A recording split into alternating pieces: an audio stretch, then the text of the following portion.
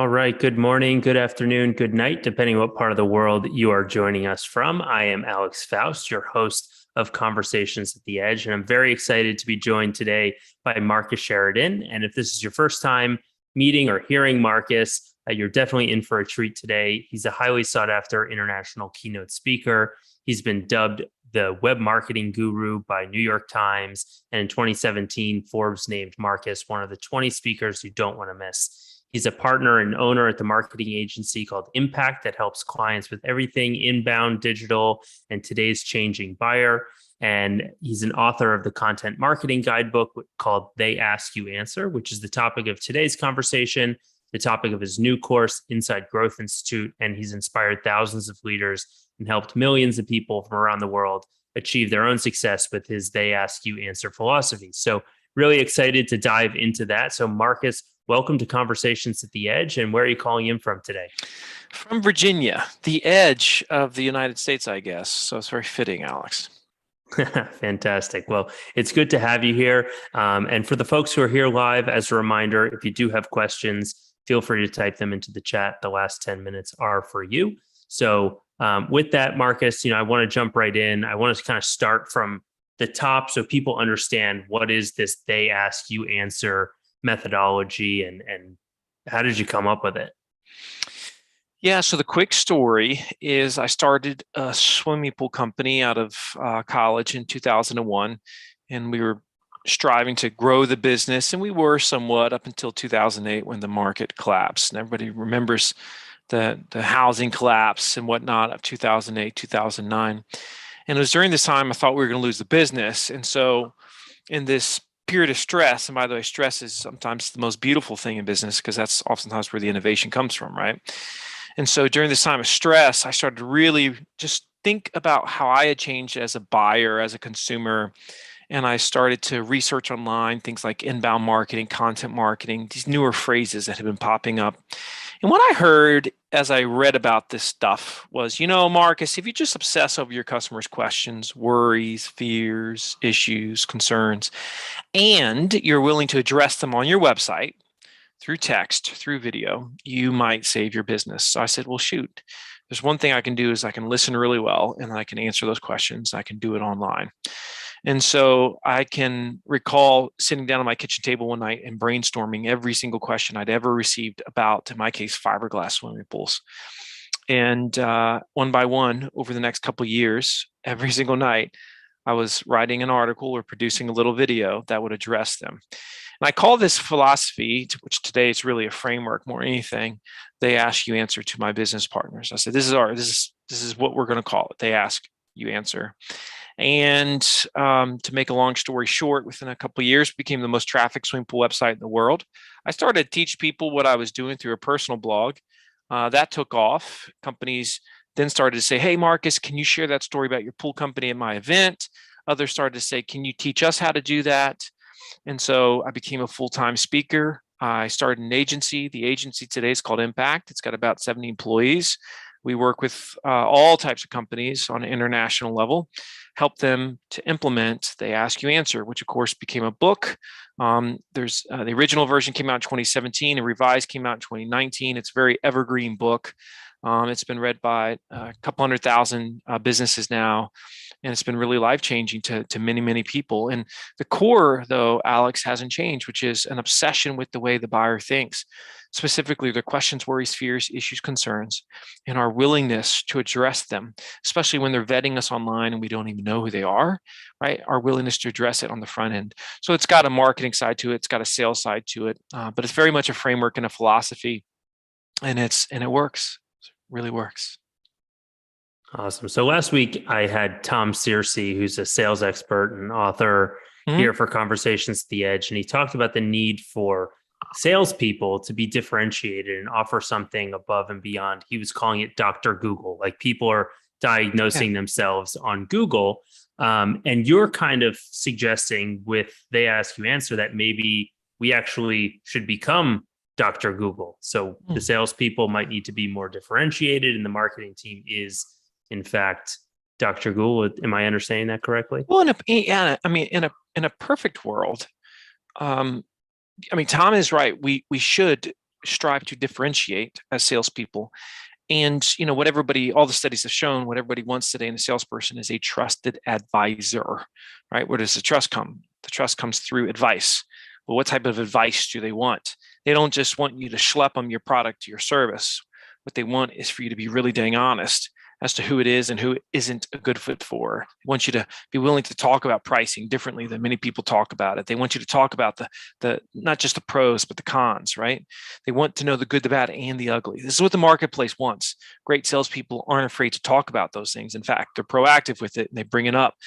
And the same occurs with what would be, let's consider the marketing side of the business. They're going to address those things, same things on the front end. To this Dr. Google analogy that you made, Alex, I told our team at River Pools, I said, listen, we're going to be the Wikipedia of pools. That's what I want us to be, the Wikipedia of pools. We became the Wikipedia of pools. And I've since seen many, many companies become the Wikipedia of their space. And so that's really what we're striving, it's what we're striving to be.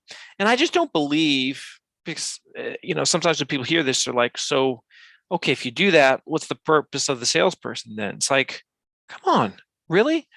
That means we're completely denying everything that's happening, every single trend that's happening in the world right now. We know on average, typical buyers 80% through the buying process before they even reach out to a company, which means typical salesperson is dictating roughly 20% of the sales process. Now, is that the same in every industry? No, but we know that number 80% has dramatically grown over the years. 25 years ago, when the internet's just getting started, if we say how far through the sales cycle was somebody when they reached out to a company, they're like 20% maybe. Today, they're at 80% on average. That's a B2B study. So where is it going to be over the next 5, 10, 15 years? We know it's only going to go up.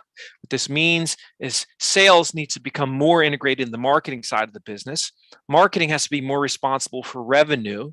They should be more seen as a revenue team, right? And everybody's just got to accept it's not going to go back to the way that it was. And we've got to stop annoying the buyer so dang much on the front end by expecting them to do it our way. And it, in this case, is what traditionally was called the sales process, but you got to let that go because really what it is today, it's a buying process. They're in charge. They're dictating the terms. The companies that are quickest to embrace that the buyer's in charge and give them what they want instead of just forcing the triangle into the square, et cetera, right? Those are the ones that are way more successful. So when you're teaching clients and working with companies, how do you see that sales marketing relationship?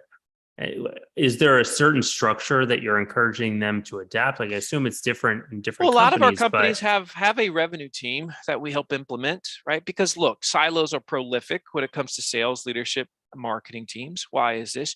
You talk to most marketers and you say, how often do you meet? And they say, we meet once a week as a team. Okay, does anybody on the sales team in that meeting? Oh, no, they're not, but we do have a catch up. That's dumb.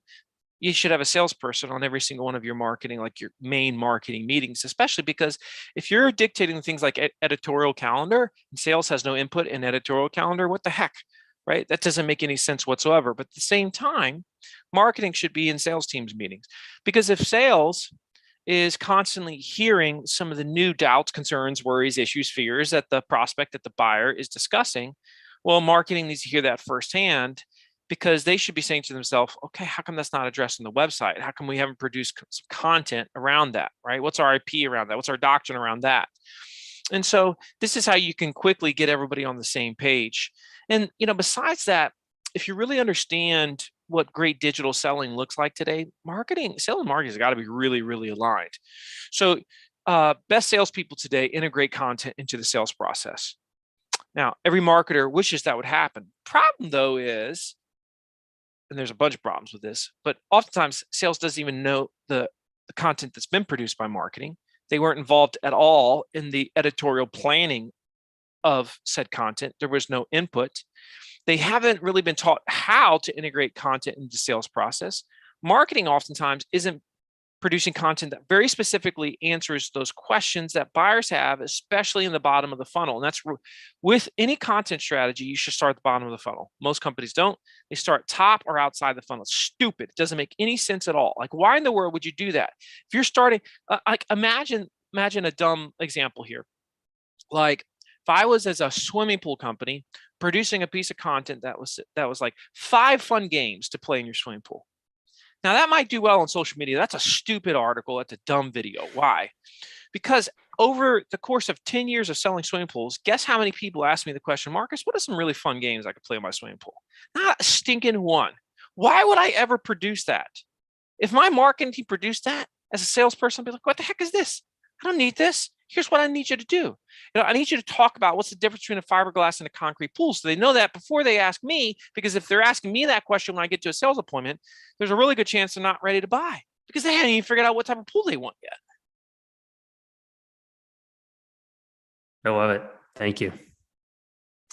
So all this content that you're putting together, I know in your course, you're calling, you're instructing your clients to build a learning center. And I'm curious, in your mind, is a learning center like just a fancy name for a blog?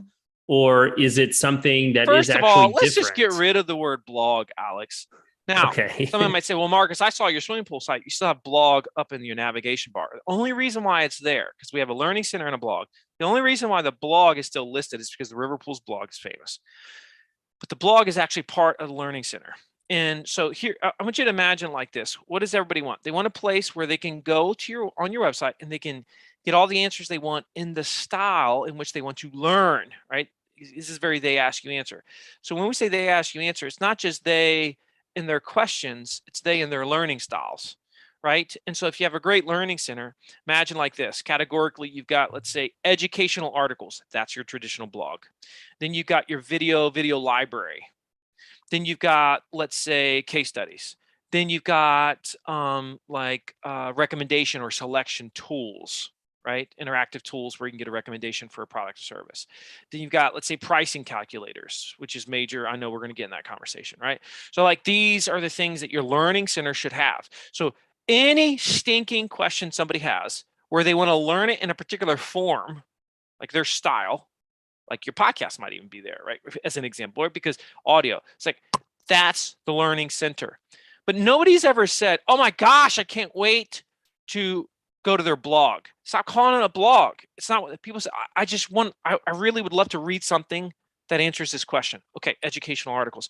I'd love to watch a video on this. Okay, video library, right? Like that's more powerful. And that's why you should have a learning center, certainly on your website. Think bigger than blog, folks. Thank you. So the they ask you answer methodology, there's 5 core questions that you're answering. Can you walk us through what those are? Look at it like this. There's 5 core subjects that you're addressing because that's what the marketplace really stinking cares about when they're researching a product, a service, B2B, B2C. It doesn't matter. Don't put yourself in that corner of you're different because you're not. Doesn't matter. You're not complex. Everybody's complex. So don't even go there. Don't even go there, y'all. We're all in the same like psychological bed, if you will, in terms of the way that we behave online, B2B and B2C. Okay. So there's 5 subjects that we tend to research before we reach out to a company, before we make a purchase. What are the 5? We're obsessed with how much is it? Cost, pricing, questions.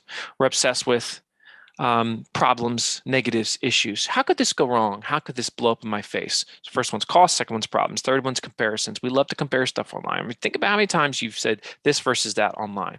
So we're constantly comparing online because we want to feel like we've done some type of comparative analysis so that we choose the right one for us. Doesn't mean we choose the best one, we just want to choose the right one. Number 4, reviews. But here's the thing about reviews. With reviews, we want to know the good, the bad, and the ugly. We want to know who it's for, who it's not for. All right. We don't want to just somebody just tell us it's awesome. That's a worthless review.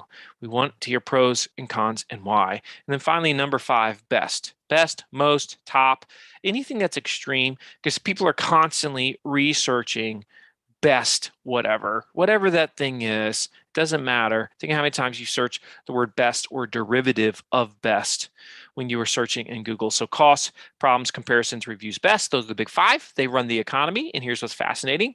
Although we as buyers are obsessed with them, businesses generally don't like to talk about them. And so this creates a paradox of wants. Business doesn't want to address it until you actually ask them face to face, if at all. But the buyer wants to know it during the 80% before they've even talked before they've even reached out to the company, right?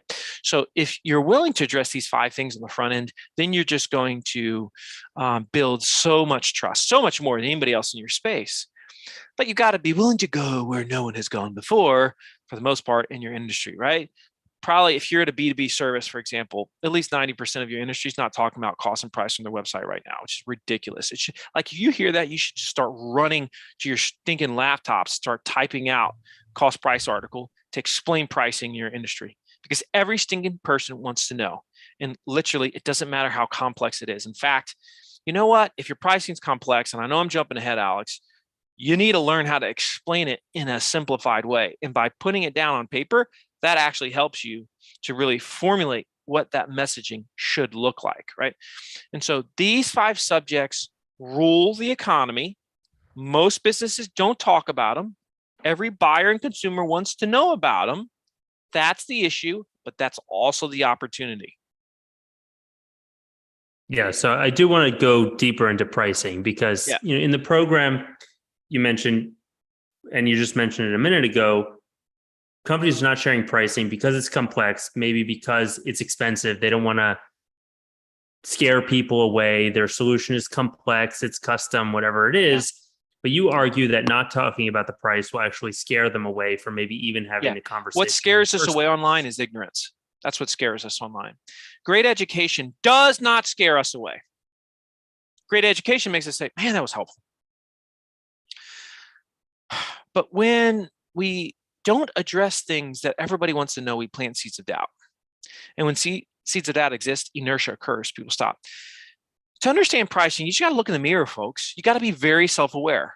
And it's amazing to me how many people deny their own behavior when it comes to the way they should be marketing their business, their product, their service. Because if I said to you, have you researched how much something costs online? You say, of course, Marcus, I do it all the time. If I say, if you're on a website looking for cost and price, you cannot find it, what's the emotion you experience? You're going to say, I feel frustrated. If I say to you, okay, when you feel frustrated, why do you feel frustrated? You're like, oh, I feel frustrated because I'm a stinking buyer and I'm trying to give them their money and they're making it really hard on me. Okay. So in that moment of frustration, do you use the buyer? Do you use the searcher? Do you just keep looking on the website? You're like, no, that's ridiculous, Marcus. If I said to you in that moment, do you say to yourself, oh, that's okay, they're not talking about cost and price, they're a value-based business? You're like, heck no, that's crazy. I'm not just going to say that's fine. I'm not going to just call them on the phone and say, hey, I know you're not talking about this stuff, but just curious, how much is it? What you're going to do is you're going to keep searching until you find an answer. And generally speaking, whoever gives you the answer you're looking for, they're going to get first contact at a minimum. And very likely they're going to get your business. Now, people hear that and they're like, well, but you don't understand, to your point. I have a very customized solution. It's a lame excuse. In fact, that it's an argument to talk about pricing. Because if you want to talk about pricing, here's how you do it. 4 fundamental components of a pricing page. What drives cost up for that product or service? What drives cost down for that product or service in the industry as a whole? Okay, you're teaching them about the marketplace right now. Number 3, why are some companies so expensive? Number 4, why are some companies so cheap? Now you get your value differentiation between the company and value differentiation between the actual product or service, right? Because those are 2 different subject areas. And then finally, number 5, the 5th component of a pricing page is where do you fall after what you've just explained to them? So 80% of it is teaching them about the marketplace. You do not have to put your exact pricing. Everybody thinks, I gotta put my price. We're not saying you got to put your pricing. Now, you should at least put ranges. If not, you're doing them a disservice to yourself and to everybody. I mean, come on. You can't give a range. And if somebody was talking to you right now and they said, just give me a feel. What are we looking at? I'm not going to hold you to it. Just give me a feel. Of course you could do that. Of course you could do that, right? And so the idea of it depends, again, is easy to address by those 5 things I just explained right there. Sometimes people say, I don't want my competitors to see it. Well, that's ridiculous because you know your competitors' pricing roughly. They know your pricing, at least roughly. This is the big secret, non-secret. Everybody acts like nobody knows what everybody's charging. Everybody pretty much has a pretty good sense as to what everybody else is charging in an industry, especially if they're a direct competitor to yours. I knew. And look, I've done my market research. So if you're worth your salt at all as a salesperson, as a company, you know what the marketplace is charging. Third reason why we don't like to talk about price, we say, well, we tend to be more expensive. We might scare them away. Again, to your point, Alex, what scares people away is ignorance. That's what plants the seed of doubt. But when we educate them really well and we say, here's what drives the cost, they're like, oh, finally, now I understand. Now I get it. For years, I used to complain that people thought swimming pools were $25,000 when I would go into homes. And I'll just get mad at them. I should have been getting mad at myself. I was the one that allowed them to live in a state of ignorance. You see, nobody in high school, nobody in college takes a class on how much should a swimming pool cost. And so once we actually produced this piece of content, we were the first swimming pool company in the world talked about cost, even though everybody said you couldn't do it. We did it openly, transparently. That article, now I've got an updated number on the ROI of the article, $25 million in revenue at a minimum from that one single article, okay? $25 million in revenue because we were the first ones to talk about cost and price for fiberglass pools in our industry. And people still will tell me, oh, that's too complex. You can't do that with a pool. It's like, give me a break. I've got the data. See, people that say that, they have no data. They have no historical evidence. I have now hundreds and hundreds of companies and clients that have talked about cost and price. For 80% of the clients I've worked with, at least half of which are B2B, the number one traffic lead in sales producing content, oh, ding, ding, ding, you guessed it. It's about cost and price. It's inarguable. You can't argue with it. I just don't have any patience for it at this point. And besides that, if you don't want to talk about cost and price, here's what you're saying. I don't believe in treating people as I, myself, would like to be treated. You don't believe in the golden rule when it comes to your customers. That ain't cool, in my opinion. And so if somebody says, yeah, I really do believe in the golden rule, I want to treat them as I would want to be treated. Well, you can't argue this. Now, here's where it gets gray. You can't always answer the question. That's why, even though it's called They Ask You Answer, the perfect title for the framework really would be They Ask You Address It Really, Really Well. But that's not a good title for a book. That's not a good title. So it's They Ask You Answer. But you got to remember, it's They Ask You Address It Really, Really Well. However well that is for you. So if you're in the financial space and you've got like all these regulations, compliances, okay, then you say what you can say. Sometimes the answer is why you can't specifically answer it. You might source others, you might quote others, but you can't address the question, right? It's the same thing for every single industry. I haven't seen an industry where compliance, where regulations got in the way of addressing conversations. Thank you, Marcus. And for the folks who are here live, if you do have questions, feel free to type them into the chat. We can definitely get to those now. I'm curious, in terms of pricing and putting this price and cost information, is this like on a pricing page or is this another piece of content page. in the? You should have a pricing page on your website. You should have a pricing page on your website. And you're explaining the costs and the what makes some expensive and others. In fact, if we're really getting like, even in They Ask You Answer, I started talking about self-service tools, specifically self-pricing tools, which, we were the first manufacturer in the swimming pool industry to have a pricing calculator for your pool project, even though we're a manufacturer of pools and don't set the end cost. So the person that buys it from us sets the end cost. How can we have a pricing calculator? Because I have a pricing calculator that's designed to give you a price range. You see, I couldn't answer it, but I could address it really, really well, right? So this is what people have to understand. This is how it works. I would suggest a pricing page on your website, pricing calculators too. Once you get that done, eventually you do the pricing calculator. But for now, at least everybody should have a pricing page with those 5 components, which drives costs up, down, right? Why are some companies expensive? Why are some companies cheap? Roughly, where do you fall?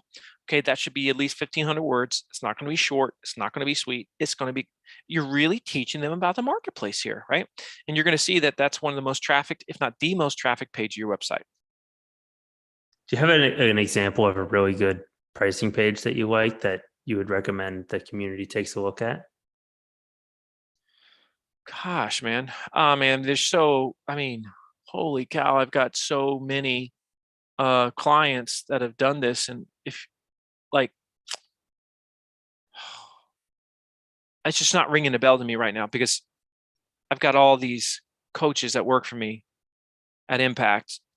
If one of them was on the call right now, they would say, this client, this they would go down the list. It's not ringing a bell right now. I bet you we've got a few thousand pricing pages out there right now, though.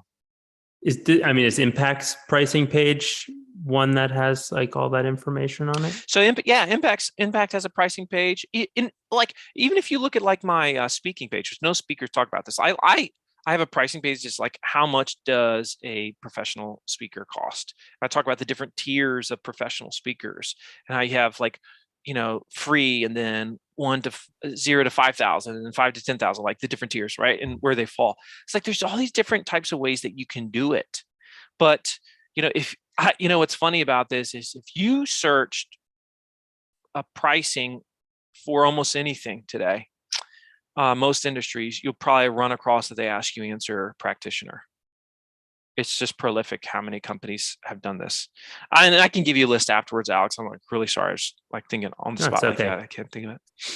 Oh, good. So we have a comment from one of the community members. Marcus, nice to see your success. Great points on clarity between marketing and sales. It sounds like empathy and take the buyer's perspective. It's a great distinction about the blog, realizing we need a learning center. And then his question is, if pricing can be all over, but ROI is easy to discuss, would that be a way to address the pricing concept? No, because the ROI concept is really self-serving if you look at it. Like, can you address it? Yes. And could that be a subcomponent of your pricing article as you're really so I've to this day, Alex, I've never ever had a pricing model system for any product or service, and really lean towards B2B. B2C, almost always much more cut and dry here. I have never found one that we couldn't explain it, that we couldn't really say. Like just the other day, I was talking to this software company and I was given basically a presentation to them online. And this one person said, "But Marcus, it's so complex." I'm like, "Tell me all the reasons why it's complex." She said, "Well, I mean, because I said, I imagine there's different tiers in your industry. There's oftentimes a low, a mid, and a high tier. Does it work like that in your industry?" She says, "No, it doesn't work like that in our industry.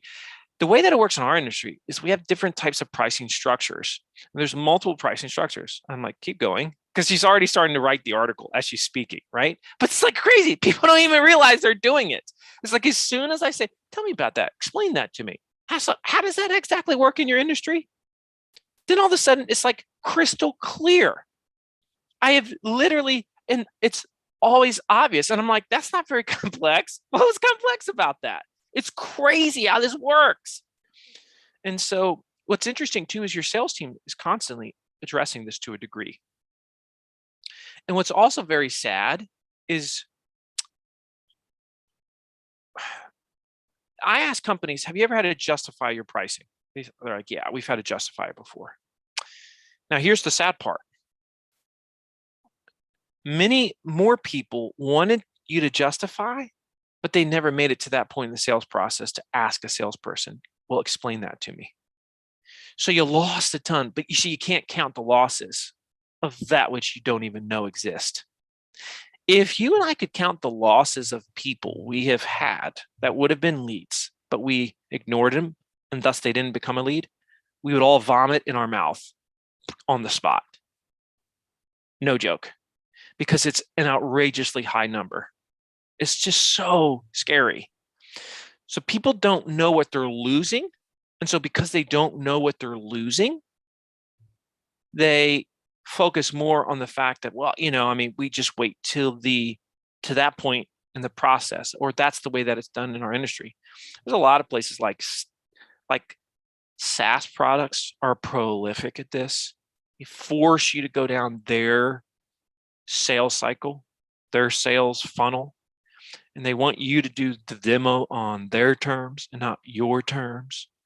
And then finally, after all is said and done, if you've had the patience, and God bless you if you do, to get to that point, then you might get a price.